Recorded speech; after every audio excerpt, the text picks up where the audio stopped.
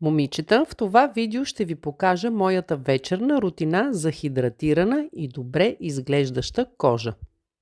Започвам с почистващия продукт на Тропик. Това е луксозен, ежедневен, измиващ продукт за лице, който осигурява спа-подобно почистване и е подходящ за всички видове кожа, включително и чувствителна. Нежно разтапя замърсявания, слънцезащитен фактор и водоустойчив грим.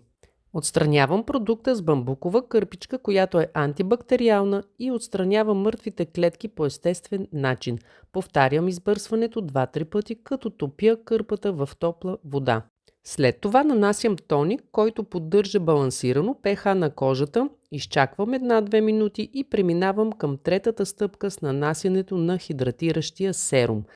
Съдържа хиалуронова киселина, растителни пептиди, екстракт от вечно зелена папрат и е клинично доказано, че увеличава хидратацията на кожата с 111% само за 2 часа. Завършвам моята рутина с нощния противосъстаряващ крем, който е експертно формулиран с биоретинол, естествено получена по-нежна алтернатива от традиционния ретинол. Този стягащ крем засилва блясъка и подпомага производството на колаген докато спим.